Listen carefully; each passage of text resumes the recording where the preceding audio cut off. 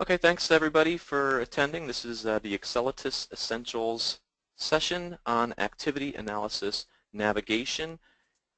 And just to remind everybody, it's a 15-minute session. We're going to focus just on the specific subject. There's no Q&A afterwards, just to keep it down to a good amount of time for everybody to get in, learn what they could, and then get out. And if you do have questions, we'll pop up an email address at the end of the session, so that way you can let us know if you've got any further things that we haven't covered on this webinar. So when I was putting this one together, I'm going to go fairly fast because I realize there's an awful lot of stuff going on. But basically, it's all about the activity analysis module. And the reason why you would come into activity analysis in the first place would be to either view some detailed end-user activity.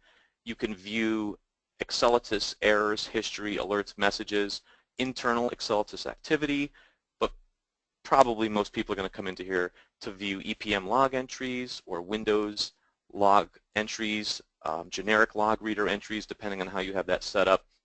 And any of the information that you see in activity analysis, you can export to a CSV file if you want to do further reporting or further, sending to a team. You can certainly do that from here, and we'll show you how to do all that. There's tons and tons of buttons and stuff to cover.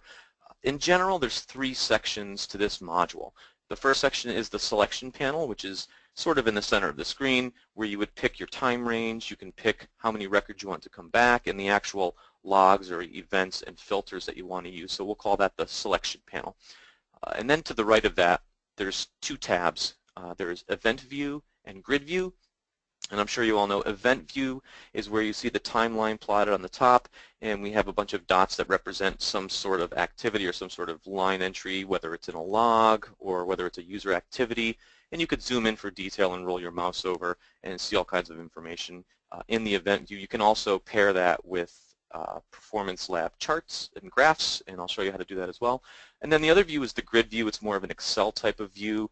Where you have, 1 line per item, and we're set up into columns. And from there, you can actually export all that to CSV if you needed to work with it. You can sort it in that view, and again, I'll show you all that stuff. And we're just going to go and roll quickly over the actual controls that are in activity analysis.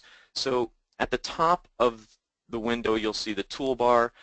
And the buttons moving across the green arrow is to retrieve the audit data. So once you made all your selections, that's the thing you would press to get all the information to show up on the right-hand side.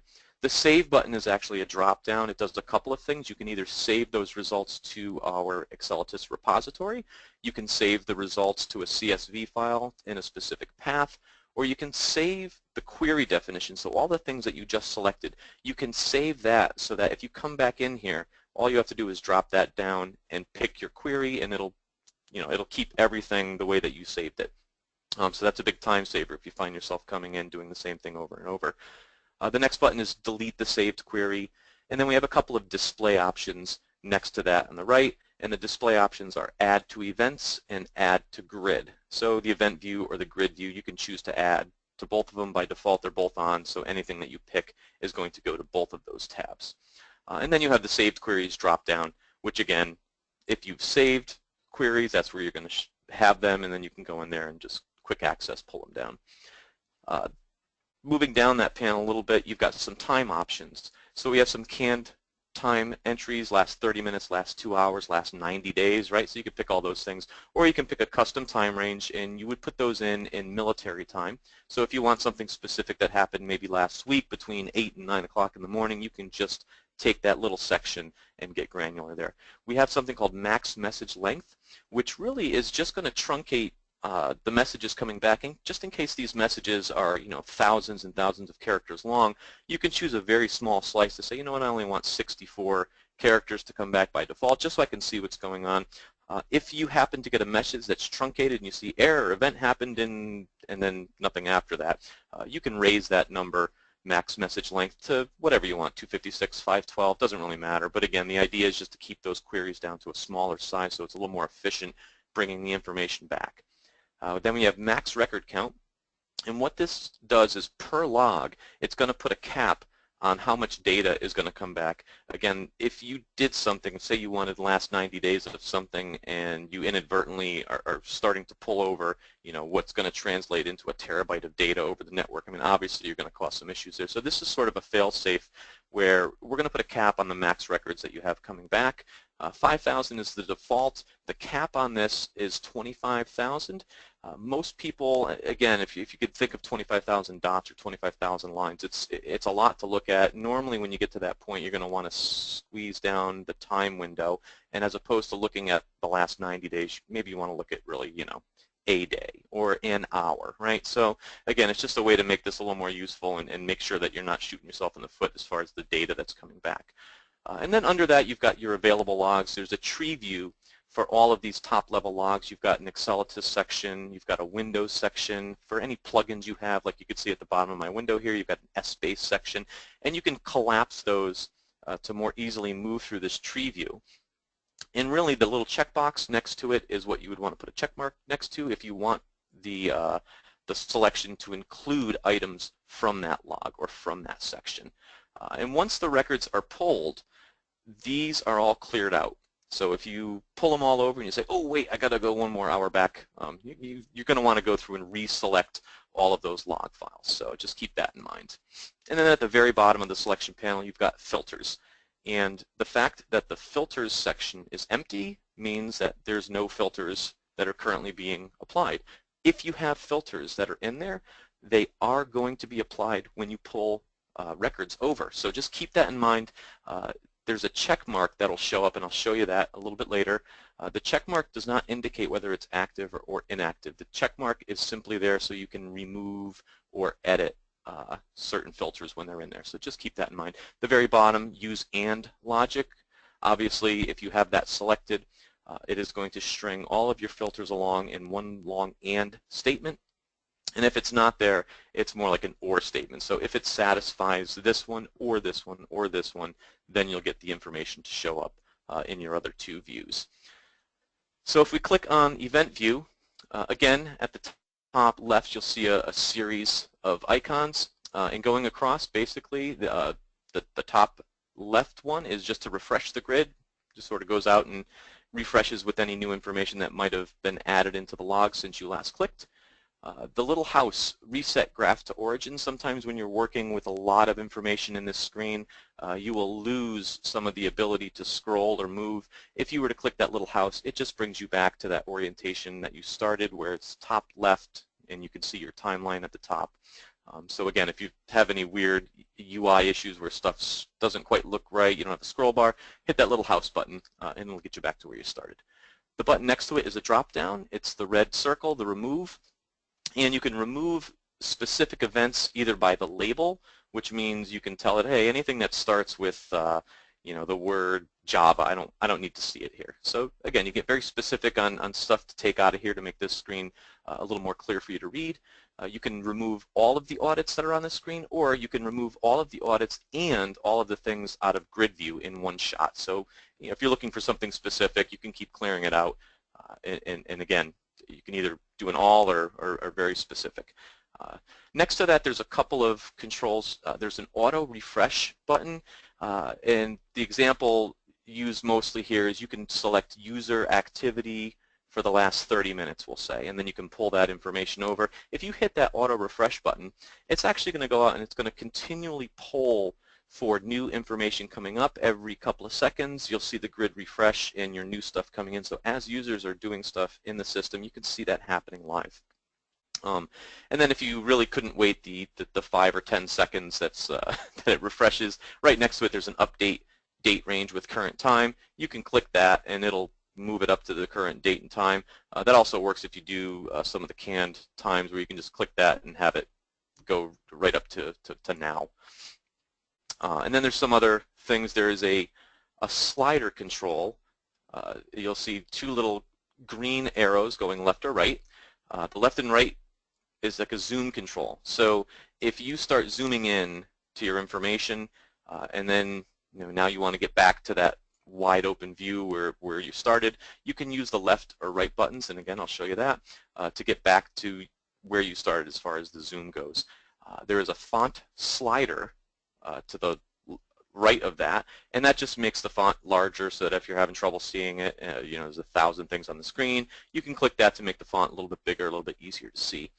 And then the last control here on the upper right is a drop-down box that is going to contain all of your Performance Lab saved graphs so that you can see graphed information. It could be KPIs, could be anything you pick there, but you can see this graph information in line with the timeline that you picked. So you can have user activity, you can have log activity, you can have all these things, and a chart of whatever you want, KPIs, connections, performance, and you can have it all in one shot. So that's what that drop down at the top of the event view is.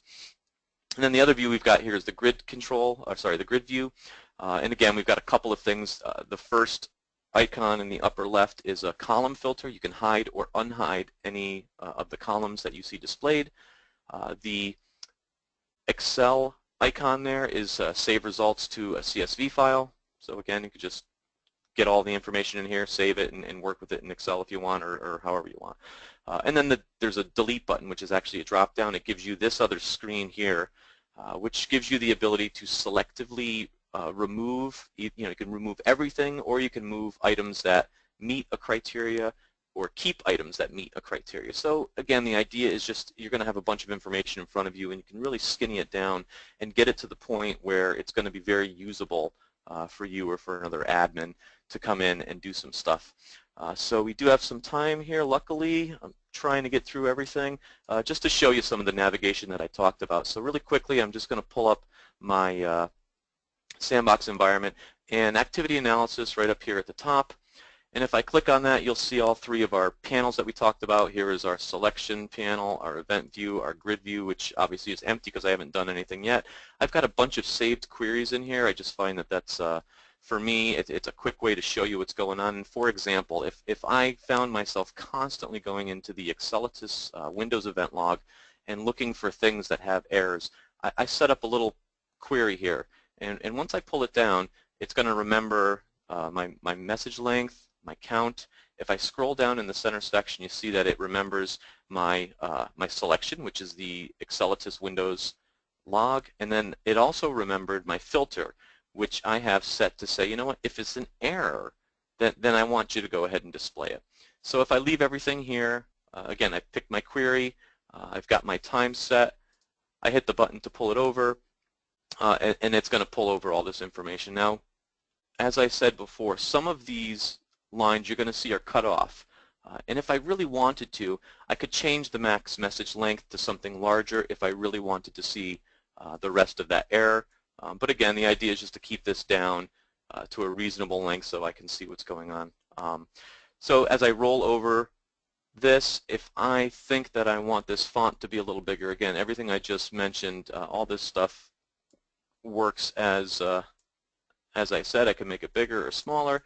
And once I start zooming in, now to zoom in, I would put my mouse right into this gray box, click, and I drag. I drag to the right so I can get a more granular view at what's going on. Again, if I put my mouse into this time button, click and drag, I can start to really get focused in on a time. And you'll see my timeline has changed from a 30-day timeline. Now it's really specific, and I'm seeing just a very small window. Now, if I'm done with this view and I want to get back to where I was before, here's my back and forth button. So if I just keep hitting back, it understands how many times I've zoomed in, and I can go forward as well.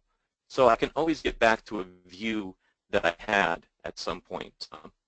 And again, my drop-down contains all of my saved performance graphs. So once I pull this down, I can get real-time data. Again, it lines up with my timeline up at the top there, so everything's in order. I can now go through here, and again, I can remove everything with the drop-down. I can get very specific as far as what I want to remove. But before I run out of time, I just want to flip on over to grid view just to show you some of the stuff here. Again, here is our filter. Let's just say I really don't care about aux1 or aux2. I can literally just come in here and choose not to see them. Maybe that gives me a little more real estate to work with. And this next save as, right? So if I want to save this as a CSV file, I just pick some location and give it a name, save it, and now I've got all this information in a CSV format. And let's just say I'm looking for something specific, like I was mentioning before here. I've got, maybe I'm looking for HSX information. So if I come here, I could say keep only items that contain HSX. So once I do that, now it's gotten rid of everything and it's only kept that stuff. And if I were to export this same result out to a CSV file, it does only export what I can see here. So that's pretty much it in a nutshell. And again, the only way to really get used to this stuff is to come on in and click around and try it out. And like I had mentioned, if there's any questions at all about this stuff, we're happy to answer them for you.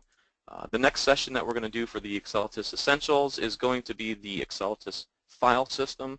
And just a quick explanation of what's in the folders. I know a lot of people have questions as far as where things are located, what they really need to run certain things. So we're just going to go over the file structure, what's inside of those things, and what they mean and what you need to run in order to keep your environment up and running. As always, thanks for attending, everybody. We definitely want your feedback and your questions. If you can think of anything you want to see in the Essentials course, just let us know. Email myself, cchakowski@accelatis.com, or the general support mailbox at any time for any questions, support@accelatis.com. Again, thanks everybody for attending, and have a great day.